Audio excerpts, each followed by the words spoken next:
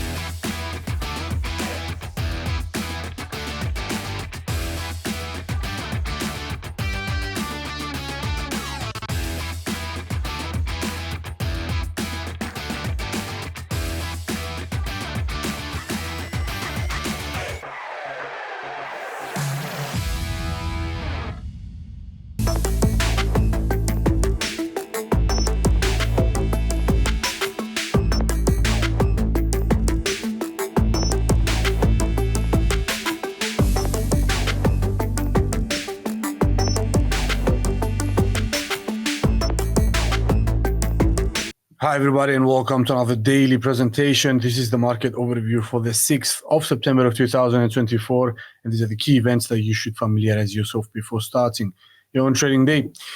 The first and sole topic of the day is going to be about obviously the main event of the week, which is the latest crucial NFP print from the United States. So the greenback has retreated closer to 7-month lows and an area last visited at the start of August, where we saw a bad NFP print for the month of July, souring sentiment and more specifically against riskier assets, and trigger a harsh yet short-lived, in hindsight, mass sell-off as we saw traders siding with panic and going ahead and overreacting to this kind of data. Today, we're going to have a fresh release, a new piece of data on the employment front of the United States, and that's why we will be paying close attention to it, and that's why we're branding it as a crucial report, possibly the most important one of the year in regards, mainly because we have a lot of things cross-checking right now, if you would like. So the employment data from the United States is, at least this one, is going to be super important, because either it's going to confirm that the US labor market is indeed deteriorating kind of significantly, which favors more rate reductions from the Federal Reserve, or are we going to get indeed just blowout kind of report which kind of set everything a step backwards. We'll see. So before we go ahead with today's report, let's just summarize and review what has happened in the prior NFP print. So July's data has showcased that the United States economy managed to add only 114,000 new jobs in the month of July, well below the 175,000 expectation.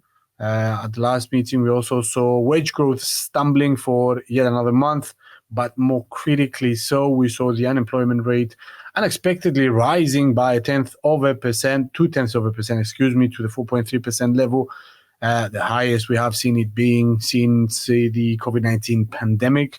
So 2021 was the last time we got an unemployment print of 4.3%. And again, this sparked wide-reaching kind of overreactions across all asset classes. And if you remember, back in that time when we saw the release on Friday and Monday early morning, we have seen Japanese stock markets, or Asian markets more specifically, taking a hold on this kind of release, and just we're seeing this kind of mass sell-off, and we have seen that going through the US market as well. So it was definitely a panic day. However, the whole thing was short-lived, as we just mentioned in the prior paragraph.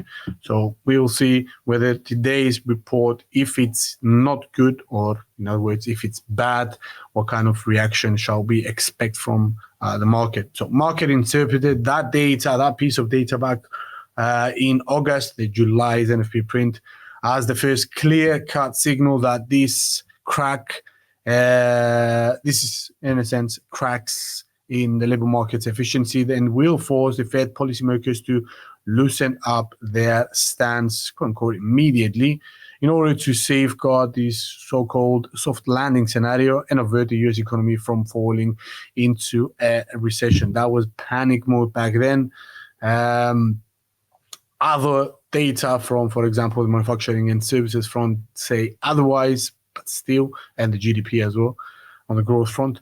But still, these kind of scare or these cracks that emerge from the labor market are indeed severe, and they are actually impacting investors' kind of sentiment. So earlier this week, we have seen the jobs openings report confirming yet again the loss of tightness of the US labor market, as we only saw 7.6 million new job postings created in the month of July. So it's a lagging report, which had hit, in a sense, a 3-year low, which was below the 8 million expectation.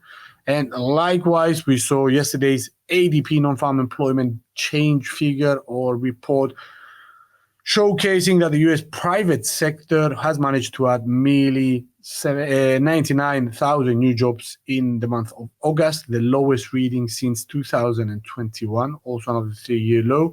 And they have missed the expectation of the 144,000 new job additions. That was not the case, and it was lower than the prior month's 114. So overall, this kind of data from JOLTS and ADP confirm the scare that we have seen in early August for the July month, so that the labor market is again loosening up its stance. This is not good news for investors or the US economy in general. Okay, so a combined effect of these two sneak peek labor market updates confounded investors, to say the least. Relatively speaking, however, avoided overreacting to the data, bracing for today's release before making any sort of radical kind of adjustments. Nevertheless, it will be interesting to see how this kind of built-up pressure, because there is a lot of built-up pressure behind things, will be unleashed should the results of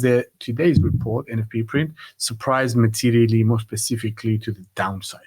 Okay, so in regards to today's print, let's get to the business.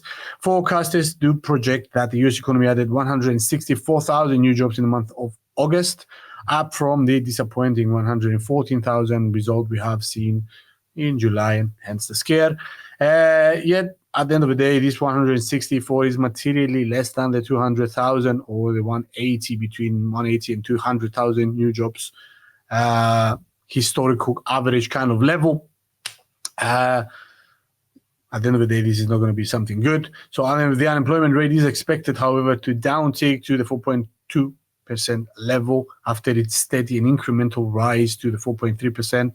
We have seen it having severe implications on the eyes of investors, whereas the average hourly earnings are seen climbing by 0.1% to a 3.7% level. Now, should the actual results match the expectations, we would reasonably expect to see some sort of moderation or moderate support for the dollar and bonds. However, what we actually do care about is for this NFP print not to be bad. So should we observe another bad NFP print and a miss of expectations, and a material miss of expectations, we would definitely not rule out another bout of panic selling from equity investors. We also would expect some reasonable inflows towards the United States dollar, acting as the safe haven currency, but also into the Japanese yen and the Swiss franc, if indeed this comes to this kind of terms, mainly because we would reasonably expect to see the dollar coming under pressure. Okay, so the dollar coming under pressure is going to trigger outflows, obviously, from the dollar, possibly inflows into the Swiss franc and the Japanese yen, which are also acting as safe haven currencies, but also the precious, which is definitely a safe haven asset, not interest yielding as an asset, but still maybe we're going to see some sort of weakness in bonds as well. Now, finish off by saying that as for the Fed and its policy plans onwards, money market participants are currently holding firm on their beliefs that a total of 100 basis points of rate reductions will take place in the last 3 meetings of 2024. Currently debatable 25 basis points or 50 basis points of rate reductions for the September meeting. Okay, this has changed in recent times. A 50 BPS cut is expected for the November meeting, and a 25 basis point cut is expected in December, which at the end of the day, cumulatively speaking, a total of 100 basis points will leave a key policy or key terminal rate of 4.25% by year's end. Okay, so we will see how this is gonna manifest going forward. So we're gonna keep it here. Thanks for watching, guys, and we'll catch you on to Monday session for another hopefully brief update. This has been the end of today's session. Thanks for watching, and see you later. Ciao, ciao. Bye-bye.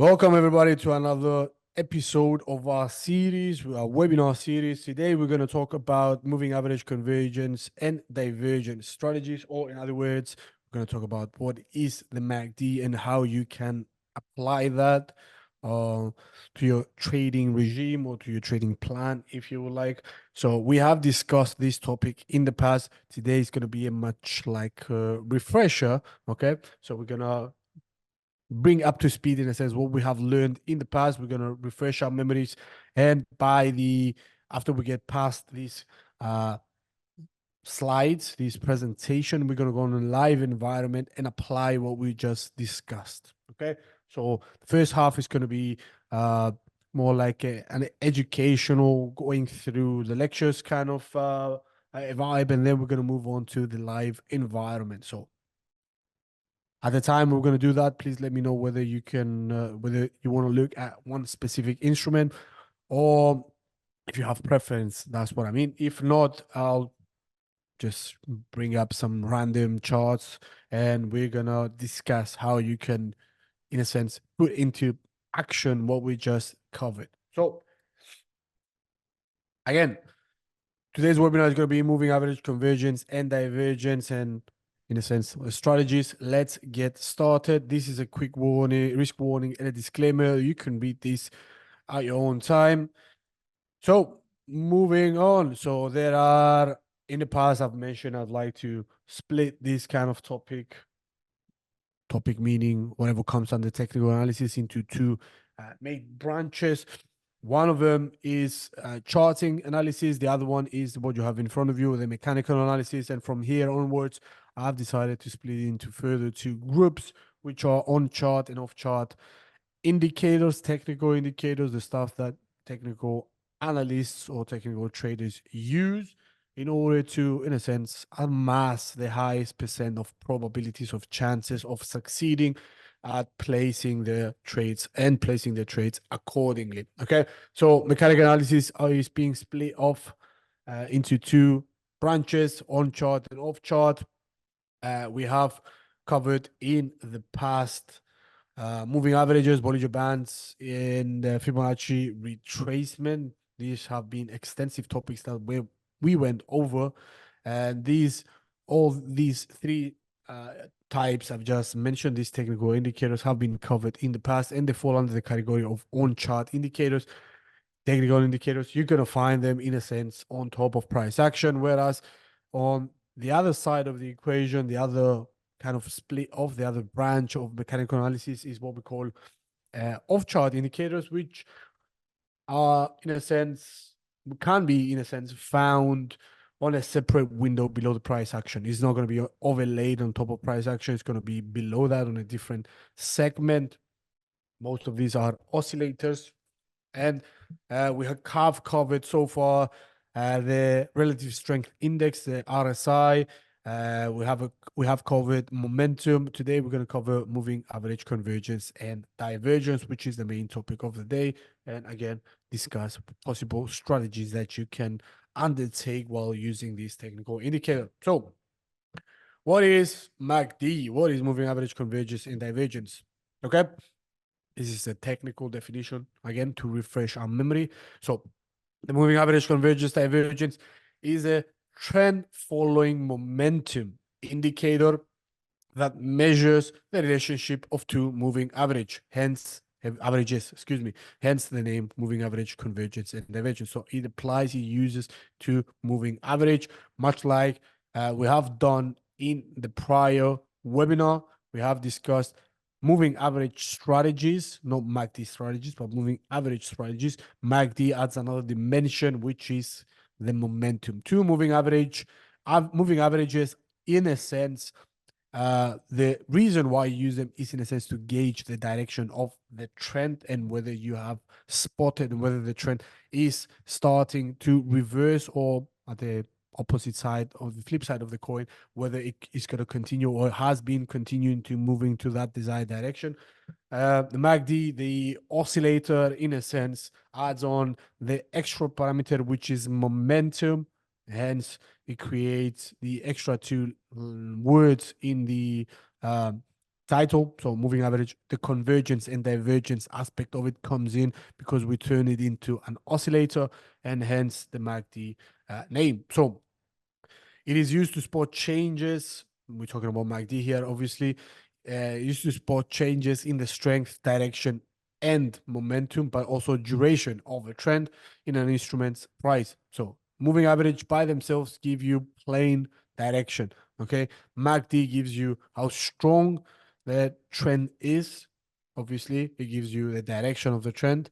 How fast are the prices evolving or climbing or falling, which is, in other words, of describing momentum, but also how long these kind of fluctuations between up and down, or north or south, or whatever that is, have been taken place. So for how long? So it also describes duration of a trend. Excuse me. It outlays that duration. Okay. And all these are important factors that we do need to take into consideration when we apply the MACD on our charts. It's not merely about identifying the current trend. It also gives us the other valuable aspects, which are the strength, momentum, but also the duration. Okay. So once added to the chart, it can be found on the bottom of the price action. Since it is an oscillator, much like RSI, much like R Williams, much like stochastic. These are all oscillators, which again, at the end of the day, measures the strength of the prevailing trend alongside with possible signals of the change in a trend. Okay, so what we do care about when we use MACD is whether the trend has shifted or whether the indicator is validating that the trend is going to continue or has been or it is currently continuing on towards the primary direction. So it can also be plotted as a histogram. Okay, it's another aspect of the MACD indicator, which moves above and below the baseline, the zero line, what we call, and signals either strength or weakness in price. You can visualize this much like the RSI. So above 50 gives you an indication that price action is moving to higher ground. The bulls are in control, whereas below 50 reading of RSI means that the bears are in control. Much like the same fashion is the MACD indicator. So above the baseline, above the zero level, that means the prevailing strength of the move is in favor of the bulls, whereas below the zero line, below the baseline, the bears are taking, in a sense, control, are driving the price action. Okay, so the MACD is used by pretty much all types of traders. It does not discriminate against people that like to place orders or open positions or close positions on either a short time frame, medium or long term. So it has the usages on any given time frame. So scalpers can use it, are actually using it. Position traders are using it. Swing traders more primarily are using it, and many other types of traders are actually using this. Okay, because it has significantly substantial kind of valid signals. Obviously, if you learn how to decipher the information that it portrays. Okay, so it is indeed a useful technical indicator. I personally like it a lot. And something else to keep an eye out when we're talking about moving averages in general, hence moving average convergence and divergence as an indicator, is a lagging indicator, it's a trend following indicator. So therefore, if you have a trend, yes, it's useful. Either the market moves upwards or downwards, yes, it is useful. Whereas if you have an instrument that is trading on a sideways fashion or in trading range, it's not going anywhere, it's just going up and down within a tight bound for a prolonged period of time, in a sense, having no identifiable direction, MACD is not that useful. And in those kind of occasions, is recommended not to be used. You can use, for example, stochastic. It's much more accurate on a trendless kind of market compared to MACD, which is primarily targeted and used for trending markets. Okay, something you need to have at the back of your mind. Okay, so cover this. Let's move on to the next slide. So this is a visual illustration of what the Mark D looks like. It's going to be, you can see that clearly below the price action. So it has a separate panel or a separate box or rectangle, whatever you want to call that, that goes beneath the price action, is not on the top of price action. Okay, again, mainly because it's an oscillator. It needs its own parameters and its own scale. So, and the snapshot below visually illustrates one of the key functions of the MACD that we do need to learn and understand and take note of once they arise. And more specifically, it talks about divergence. Obviously, hence it's the name, moving average, convergence, and divergence. These are the stuff we'll look at in order to get, in a sense, a heads up that the trend is, in a sense, to spot as soon as possible where the trend has shifted. Okay, it's not going to tell you when the trend is going to shift, or that the trend is about to shift in I don't know, 10 periods. but is compiling information about the past. It's a lagging indicator. So in a sense, it shows you things that already have happened. Okay. But using the divergence element, okay, spotting these kind of divergences. For example, price action makes higher highs and higher lows, whereas the MACD indicator below the chart is not validating that. For example, it makes lower highs and lower lows. Okay, so they move in different directions. This is what we call a divergence, and more specifically in this kind of cases, a negative divergence. And it's an early sign that, you know what, the trend is going to shift or has shifted. And from there onwards, we can adjust accordingly and we can play this accordingly. The point is to learn how to spot this. And once you spot them, to know, in a sense, have a playbook on how to approach this kind of situation. Okay. Because it happens relatively frequently. Okay. Divergences can't be spotted on any given instrument. The point is you need to pay attention to that specifically, but also, there's some instruments that do this once every while. There's some instruments that pretty much do this on a regular basis. Obviously, it's up to the price action, and it lays on the specificity of the instrument. Okay, so the moving average convergence divergence takes, in a sense, two trend following indicators, and you use two periods, a short period and a long period.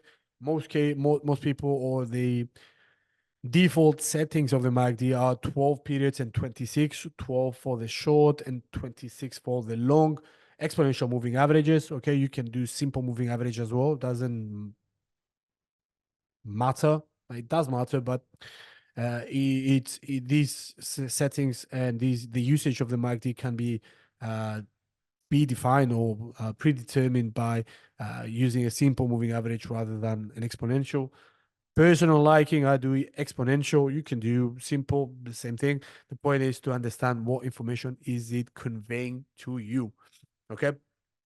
So it takes two trend following indicators, 12 periods and 26 periods, and turns them into a momentum oscillator by subtracting, the shorter EMA from the longer one. Okay, much like the moving average strategies we have done in the past. So we were looking for the crossovers of the 12, the short-term moving average, above the long, the 26 period moving average in this kind of case, for us to gauge that the market has indeed shifted its trend. So therefore, when you see a crossover between the small and the long, and you see the small moving average crossing above the long moving average, this creates what we call the bullish cross, or the bullish signal, in other words, or the golden cross, which is obviously an early indication for going long.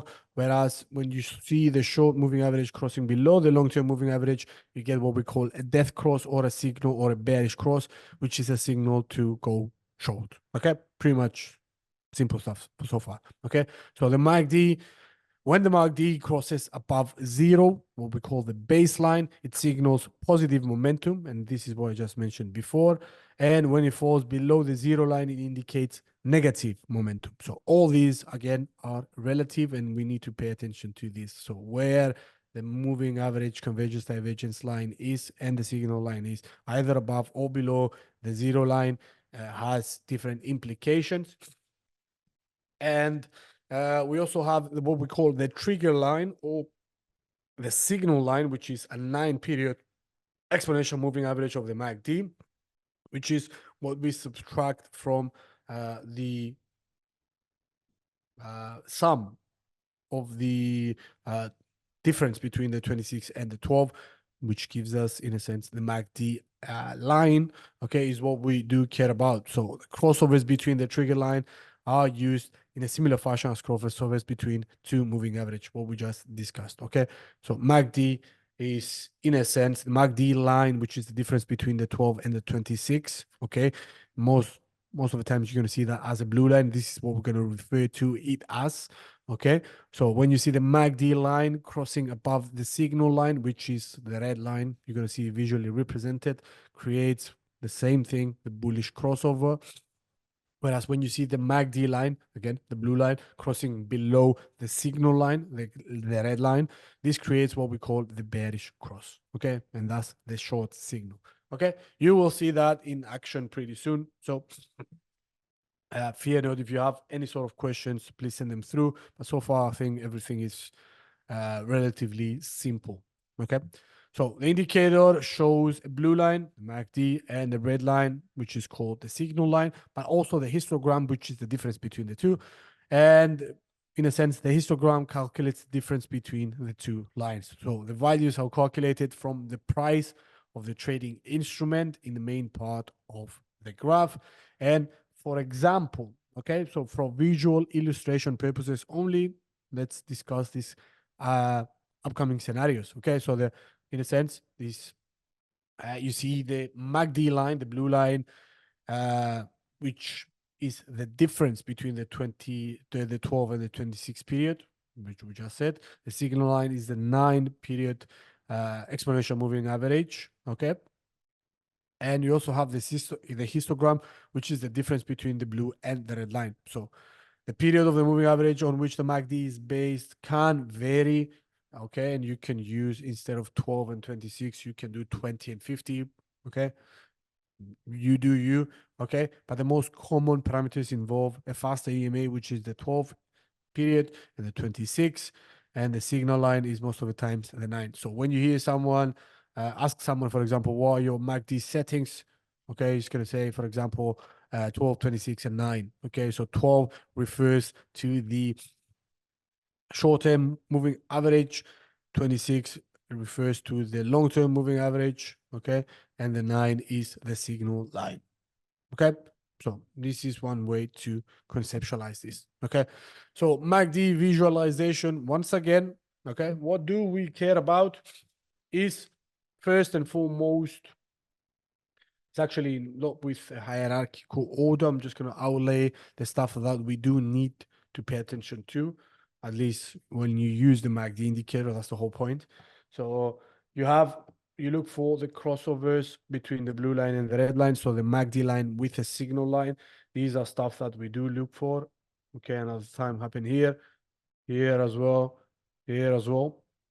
Okay, a time here, another one here. Okay, and the first thing, this is something else. This is the primary thing that we pay attention to, but also we pay attention to the relative positioning of the MACD line, more specifically the blue line, whether is up above the upper quadrant, or if you like the baseline. This is the baseline. Yep, my handwriting is not going to get better anytime soon, so please bear with me. So the baseline is what we call also the zero line. So we do care about crossovers, but we do also care about where the line, the blue line is, okay, either above, which signals positive momentum, or below, which is negative momentum, okay? And in this kind of case, we see, for example, here that, yes, the momentum is with the bears because it's below the MACD line, the blue line. This one is below the zero line. That means the bears are in control, but their strength is weakening because you see the momentum waning out. Okay. And on the contrary, when you get the crossover, okay, you see a histogram recording a value of 0, obviously, because it's the difference between the MACD line and the signal line. This is what you would have expected, okay? So in contrast, when you see the blue line, the MACD line, this at this point here, crossing into positive territory, okay, from negative to positive, that means in a sense that the bearish momentum is waning out, and the momentum now starts to lay on the side of the bulls. So the bulls have taken control of the price action in this kind of scenario. And there, from here onwards, you can see the momentum waning out from the bulls, the bears taking control, flattening out here, okay? And you see the bears taking the initiative once again. So the momentum is on the side of the bears. In this kind of case, we see this kind of flatlining here. So nobody's in control in this kind of region, if you would like. But as soon as you see the MACD line, the blue line crossing below, okay, the price action, excuse me, not the price action, below the zero line. This creates the sell signal in a sense that gives you a heads up that the bears are in control and the momentum is strengthening. And in this case, it kind of faked out, but it continued moving stronger. Okay, so this translates into sharper falls of the price action. Okay, you can clearly see here coinciding with this. Okay, clearly. Also, something else to note is that whenever you get crossovers, okay, this is the early signal. This is the early signal once again, in this kind of cases to sell. This is an early signal to buy. But the ultimate signal comes, okay, when you get the confirmation that the bullish momentum, yes, the crossover, the bullish crossover has occurred. First warning sign, you flag this crossover, but your signal to enter is when you get a definitive signal that the bulls are in control of the momentum and the move. So the definitive signal takes place when you see the MACD line, the blue line crossing above the zero line. And this, if you can extend this upwards towards the price action, is going to coincide, okay, with this crossover, which is as two moving averages, okay, a 12 and a 26. Signals that the trend has indeed shifted. But see, it's too late. We've left behind all this kind of move. So an early signal, some traders like to enter, okay, as soon as the crossover occurs and as soon as you have the fade out of the bears, okay, this is the extra validation, the fade out of the bears and the acceleration of the price action because the bulls have entered the picture. This is what they're trying to capitalize. In a sense, they try to front run, okay? You can clearly see that the signal to enter is much sooner, okay? And in this kind of case, much more handy and convenient compared to the actual signal that was created when you saw the crossover of the MACD line above the threshold, above the zero line, above the baseline, okay? So opposite case, for example, can be found somewhere in here. You see the momentum of the bulls waning out, narrowing out, and then you see indecision. So this is a pivot point. This is where you see a shift in the trend, okay? And as you see the crossover, which is in a sense a signal to go short, coming up in here using the crossover between the MACD line and the blue line, okay? Which is somewhere in here, early signal to go short, okay? And the actual signal came here, okay? Obviously. In this kind of case, it worked nicely. You didn't let a lot of money on the table, but still, entering the market as soon as you see the crossover is much more riskier compared to seeing the crossover, but also waiting for the MACD line to cross the threshold, the zero line, the baseline. Okay, this is the ultimate signal to enter, not this. Okay, but some traders like to jump the gun in order to leave as less money on the table as possible. So maybe this can be deciphered as a signal, and this is the actual enforceable action. So you get the sign here, the signal, and you actually enter the position here. Now, the question arises, when do you exit this trade, okay? While using the moving average convergence divergence. Some people like to use the first initial crossover on the opposite direction. Obviously, you see the MACD line crossing below the signal line, bearish signal. So you await for the MACD line to cross above the signal line for your exit, which is in this kind of case, you see obviously the baseline recording a value of 0. Excuse me, the histogram recording a value of 0, which somewhat coincides with this area right here. So this is your covering of your position. Okay, so cover. If you went short there, you cover your position here, and you have this much profit. Okay, because you went short, price action fell, you are in profit. Okay, but note that this has been this kind of situation in this example, where is the mouse? Here, okay? In this kind of situation, this was an early signal, okay, that the trend was about to shift.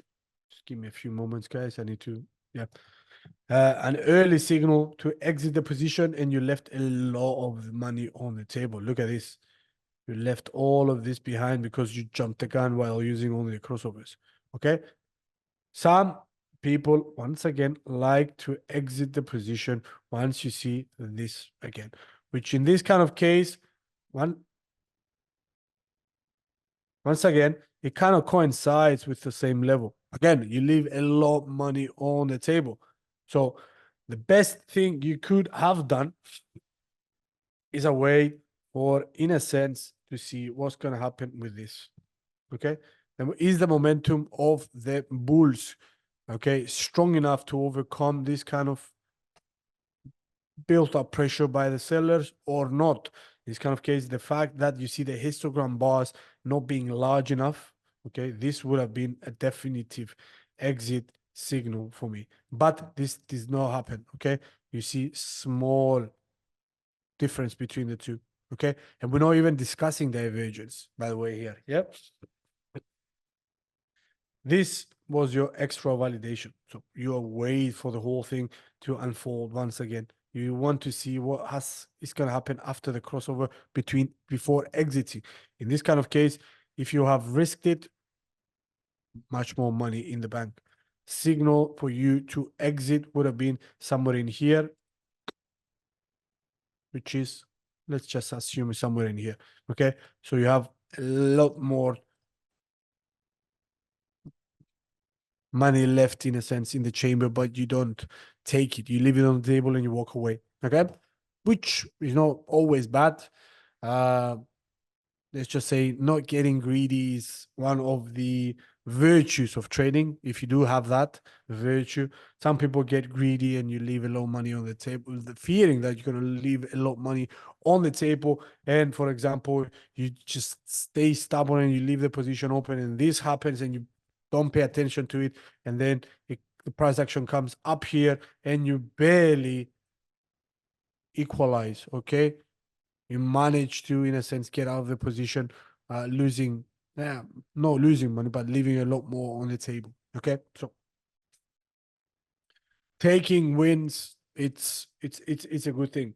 Okay, closing the positions early, not too early, but early. Okay, as soon as you see a definitive signal, it's okay, rather than just stubbornly sticking to your position, leaving it open, and in a sense wiping whatever profit you have made and possibly giving out some sort of losses. Okay, for the time being, take the single. You have perfectly timed the market. You do indeed take a lovely position here.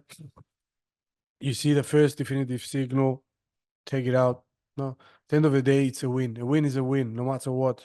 Okay, so same logic can be applied to when you close your trades as well.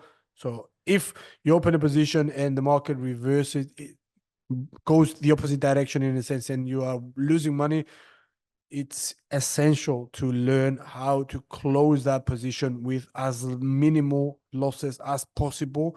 Okay, and taking the loss and moving forward, rather than leaving the position open, hoping that someday or sometime in the future you're gonna break even or possibly make money. Okay, at the end of the day, you keep your funds locked in a position that you should have closed a long time ago, and move somewhere else, and now you're stuck looking at the same thing and biting your nails and becoming nervous that, oh, when it's gonna pivot away and raise to that level that I'm gonna break even or possibly make money. There's no need to do that. Just take the loss and move forward. Okay, losses are indeed part of the game. The sooner you get familiar with them, not get complacent about it, but still accept the fact that you're going to have losses, but don't look out to make losses. In a sense, making sure that you are diligent enough to close your position once you make a mistake or an error judgment is, again, something that is a virtue in trading circles, if you will, like. Okay, so enough will be about blabbering about stuff.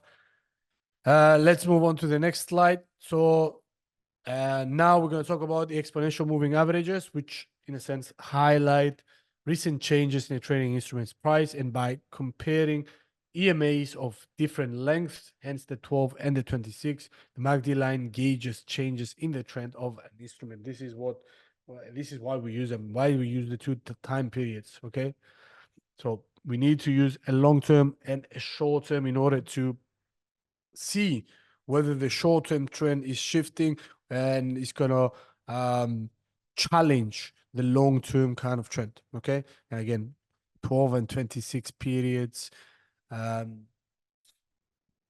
From a zoomed out perspective, not a lot. I've seen people use moving averages of 50 periods and 200. So there's no comparison between 12 and 26. So it's a whole different ball game there. So when we're gonna talk about primary trends and intermediate trends and short-term trends and all that kind of stuff, for the time being, we're focusing on the 12 and the 26,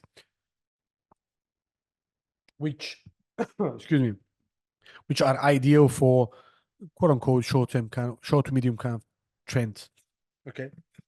So where did we where were we? Okay, so by comparing EMAs of different lengths, MACD line gauges the changes in the trend of the instrument. Yep. And by comparing differences in the change of that line to an average, the analyst can identify subtle shifts in the strength and direction of an instrument. Excuse me, guys. Analysts can identify subtle shifts in the strength and direction of an instrument's trend. So traders recognize three meaningful signals generated by the MACD indicator, which is when the MACD line crosses the signal line. Give me one sec. Which is what we have discussed in the past. We're talking about this. This is the first type of signal. Okay, when the MACD line crosses the zero line, which is this signal, and when there is divergence between the MACD line and between the histogram. Okay, we're going to discuss that on a live environment. Okay, so graphically, this corresponds to the red line crossing the histogram, the blue line crossing the x-axis, and the price action is making higher highs. Okay, whereas the histogram, okay, creates lower highs. Okay, something different in a sense than what the price action. Let's see if we can spot that here. So we see the price action, okay, making higher highs. Okay, higher highs without a doubt, whereas the histogram does not. This is divergence. Okay, this does not coincide. The histogram bars, where is it? The histogram bars are not coinciding with the price action in this kind of region right here. Okay, you see upwards, moving downwards. Okay, this signals that the momentum is waning, and therefore you prepare for a shift in trend. Okay, and the shift comes right here with this kind of signal. This is why it was appropriate to enter at this kind of level, because you saw the divergence beforehand. Okay, do we see any other sort of divergences here? I don't think so. Okay, you see MACD here recording a high, from here onwards. You see them moving to lower ground. Price action does move on to lower ground, coincides. Then you see a formation of a low, okay, and then a shift upwards. Pretty much self-explanatory. But from here onwards, 1, 2, 3 highs. Let's just say 1, 2. Where is the third? Nowhere. Okay, this the histogram bar should have been somewhere up here. Not the case. And this is what we call divergence, okay? Price action is making higher highs, whereas the MACD, the histogram bar below the chart on the oscillator, the MACD is recording lower highs, okay? One is moving upwards, the other one is moving downwards. Signals an early signal that the shift may be pivoting away, okay? So again, pretty much self described here, understood, okay? So final slide, and then we're going to move on to a live environment. So the signal line crossover, that's another, if not the most important, one of the most important aspects of the MACD. This is what we care about. So the signal line crossovers are the primary cues provided by the MACD. So the standard interpretation is to buy when the MACD, remember the blue line, crosses up through the signal line, the red line, okay? And sell when it crosses below the signal line, okay? So the upwards move is called what we call a bullish crossover, and the downwards move is called a bearish crossover, okay? So respectively, they indicate that the trend is an instrument is about to accelerate in the direction of the crossover, and that the histogram shows when a crossing occurs. Remember, when you get crossovers between the MACD and the signal line, the blue line and the red line, the histogram bar always records a value of 0, okay? Because you have the shift, okay? This is where the shift occurred. So hence, the histogram is the difference between the MACD line and the signal line. So therefore, it's no surprise that you get a value of 0. So when they cross, there is no difference between them, okay? So the histogram can also help visualize when the two lines are approaching a crossover, okay? So though it may not show a difference, changing size of the difference can indicate acceleration of the trend. And also the difference between the MACD, how far apart the two lines are growing, the faster and the more sharper the price action is actually making headway. Okay, so the larger the difference between the MACD and the signal line, the further they are apart, strong signals stronger momentum, either upwards or downwards, depending where the market is moving. Okay, so a narrowing histogram suggests that a crossover may be approaching, and a widening histogram suggests that ongoing trend is likely to get even stronger. Okay, so let's move on to the live environment. I don't see any suggested instruments. Let's see, what do we have here? Yep, let's go for Netflix. Okay, MACD down here. Also have the RSI. I like to use them in conjunction. More specifically, I like to use them to spot much easier any possible divergences. So even though I look specifically for the RSI for any given divergences, I overlay that with a MACD to show to see whether the MACD is also recording moving a divergence, and if both of them are recording a divergence, in which in this prime example they do, okay, I am placing much more confidence in my scenario that the price action is going to move to lower ground in this kind of case, because you can clearly spot this here. After this, you see, oh, wrong tool. You see a higher high. Okay, this is the former high, irrelevant in this kind of case. RSI value creates a fresh. Let me do it like this. Give me 1 second, guys.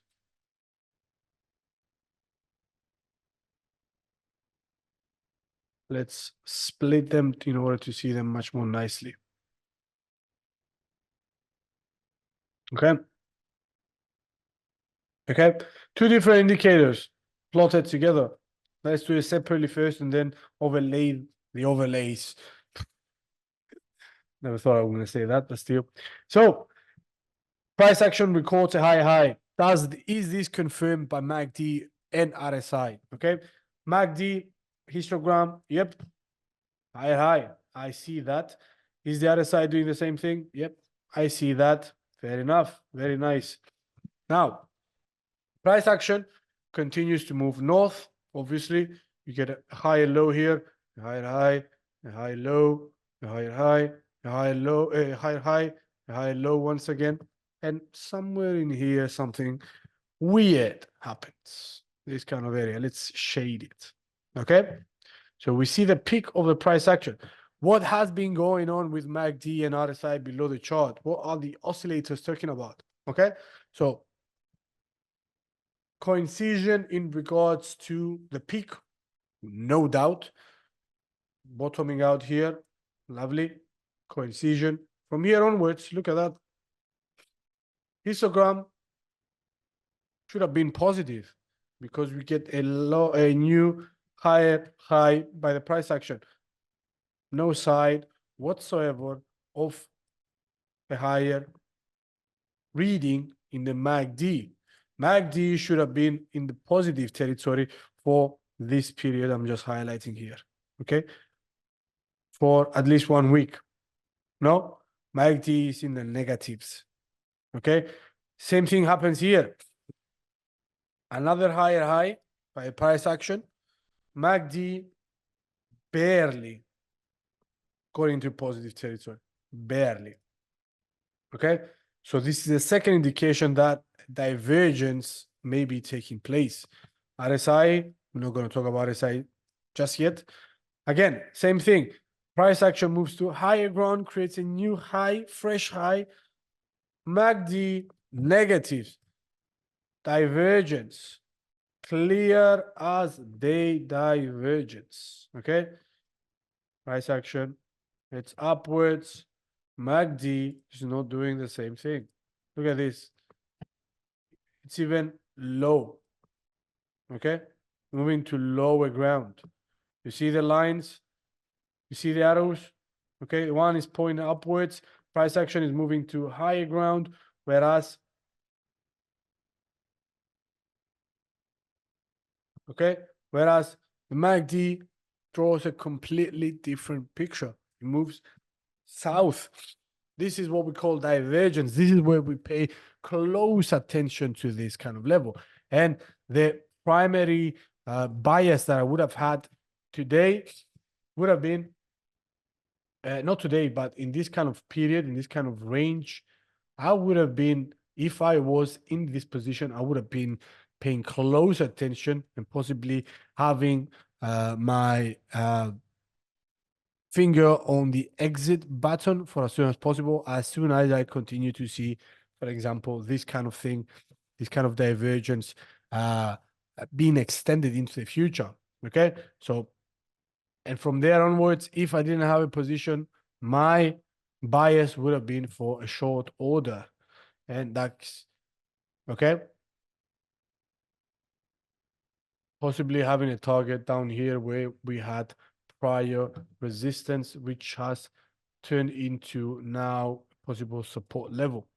Maybe this, okay.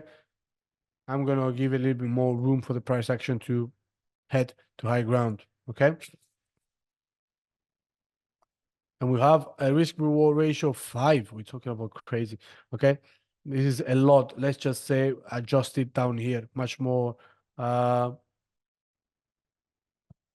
applicable, much more safer. Okay. Cautionary kind of stance. But obviously we couldn't have had predicted this in pre-market. You see Netflix reported its earnings yesterday, even though the results are both a beat, both the EPS and the revenue figures have exceeded expectations for some reason, possibly due to the negative outlook going forward about the Netflix, I don't know, subscriber growth or new television series or whatever that is. I haven't had the time to investigate what has happened and why we see Netflix trending in the pre-markets by trending lower by what?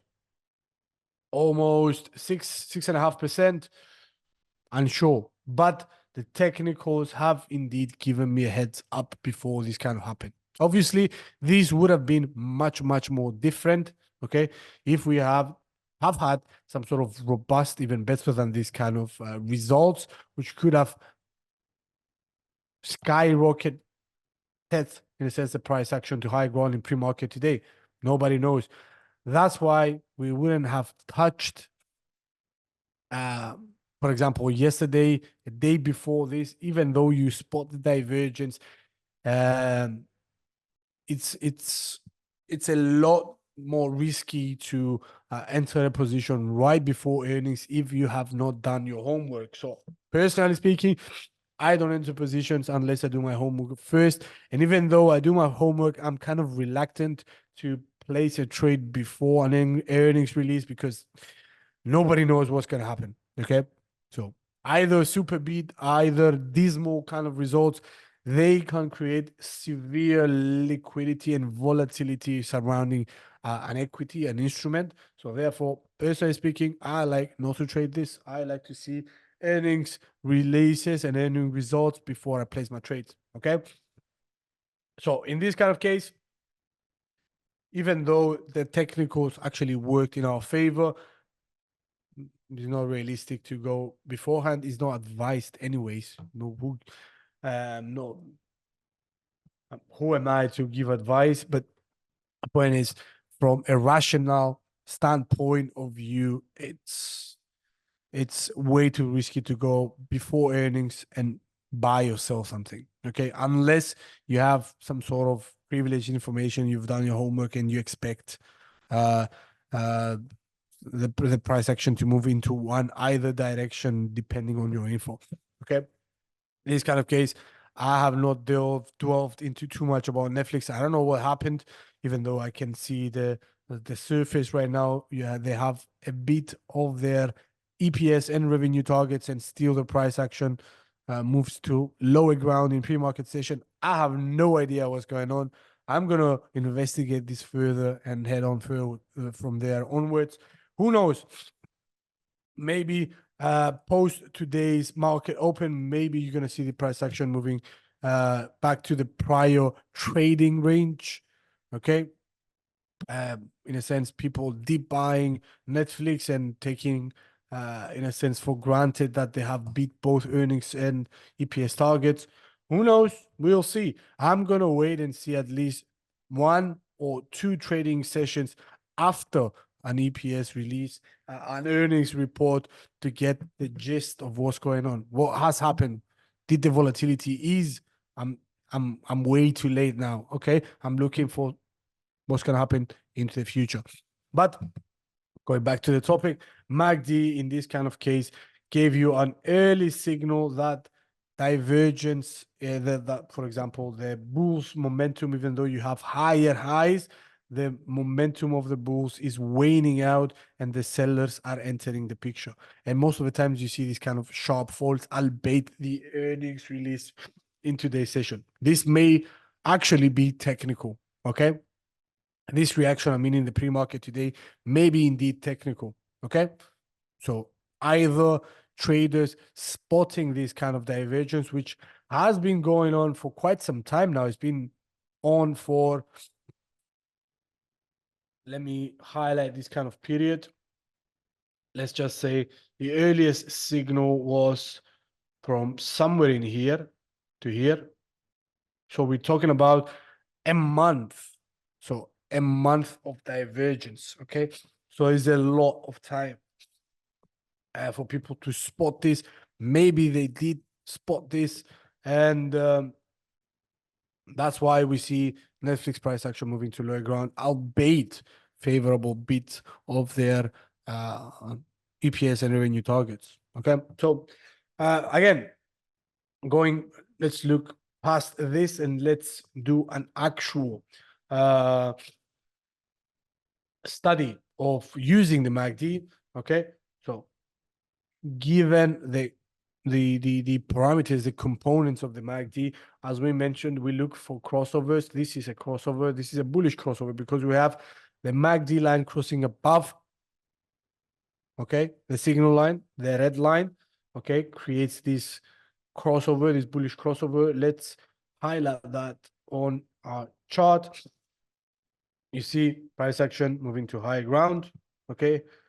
In a sense, this was a gap up post favorable releases of the earnings call, okay, the earnings report. This report, yesterday's report, was even much better than the prior one, and for some reason the price is falling, whereas here you see the complete opposite. It opens up with a gap up. This is going to open with a gap down into this session. We'll see how it behaves throughout the session, but yeah, look at this. So what do we see? The crossover right here. The actual signal to enter was when you see this, okay? And it's when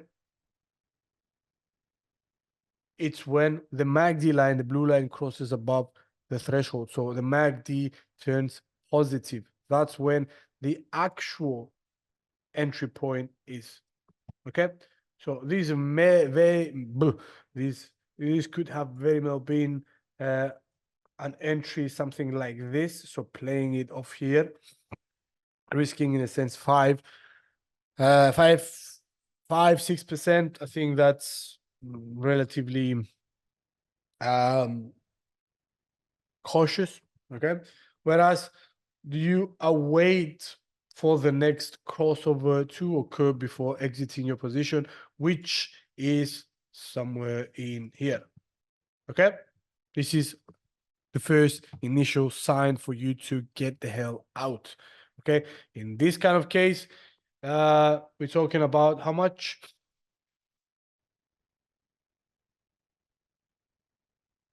15% gain, and you are risking 5-6%. So yeah, 3 risk ratio of 1 to 3. That's very nice. This is my personal favorite. I like the 3. Okay, not because I'm superstitious about the number 3, because I don't know, it's a healthy balance of what to expect, okay, in regards to gains compared to the losses, okay? Obviously, the more the better, but you have to wait longer, you have to be more patient, and you don't have to be that accurate in regards to your entry and exit points, okay? The longer you are in a trade that goes to your direction, the better it is, but you have to be on top of it day in, day out to see whether it's moving to that direction or not, okay? So the first signal to exit was up there. Could we have had a much nicer kind of exit? Yep, it would have been when you see the crossover between the MACD line, the blue line, below the 0 line, which has not yet happened, okay? So this exit, you would have used the crossover, okay? Much like the one we use as a signal, okay, to enter the market after the crossover between the blue line, okay, and the 0 line, the baseline, okay? This is the signal. This is the actionable, let's just say, period. Therefore, with the same type of token, this crossover is the first signal to exit, but the actual closing of the position would have occurred after we see the MACD line, the blue line, crossing below the threshold, and this is the threshold. Let me highlight it for you, please. Give me a sec. This is the exit line. Okay. MACD is nowhere near that. I mean, it's moving now. Possibly this signal is gonna be given in today's session after we open. Okay. MACD line in this kind of case did not cross over or cross below the 0 line, the baseline, for over a period of what? We're talking about 25th of October of 2023. Okay, so we're talking about what? 5-6 months now of keeping a position open. That's why it's ideal. MACD is ideal for swing traders. Okay, so the maximum profit you could have had so far, if, for example, you close your position in today's session after you see this kind of, let me do it differently. Okay, so the maximum you could have earned Let's assume that the market is going to open with a gap, a negative gap. Apparently, that's what is going to happen. And given this sharp drop of the price action, at least if this materializes, most likely the MACD line, the blue line, is going to cross below the zero line. So therefore, this is going to create the sell signal. So let's assume this is going to be the case. And let's see how much we are expecting to get from this.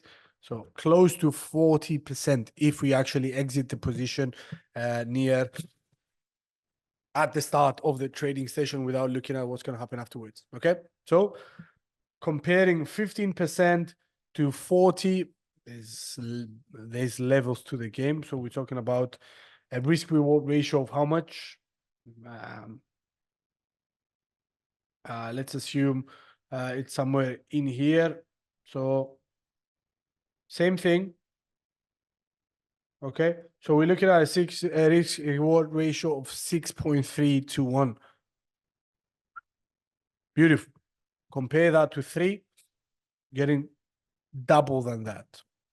Yeah, 3 times as much actually in regards to percentage gain. Okay, so 40% comparing that to the 15. Okay, obviously there's magnitude to this, but if we have been paying attention to this and we have been spotting the divergence, okay, and we have successfully spotted the divergence, for example, we exited market, let's just say somewhere in here, we're talking about a potential reward of 50%.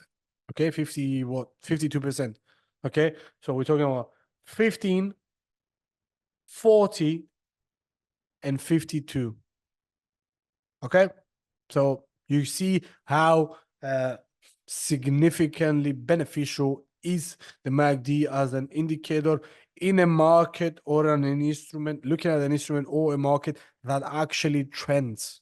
Okay, so this is moving to a desirable direction, upwards, whatever that is, whether it's upward or downwards, MACD can be used, okay, efficiently to time entry and exit points. Whereas when you have an instrument that is trading on between a close range, this does not work properly. MACD does not work properly, okay? So this is something you need to keep at the back of your mind, okay? Do we have more time? No. Unfortunately, guys, this brings us to the end of today's session, guys. I don't see anyone saying you want to look at something else. So let's just leave it at this. Thanks for watching. And we'll catch you next week for another episode of our series. For the time being, take care. Bye-bye. Have a lovely, lovely weekend. See you.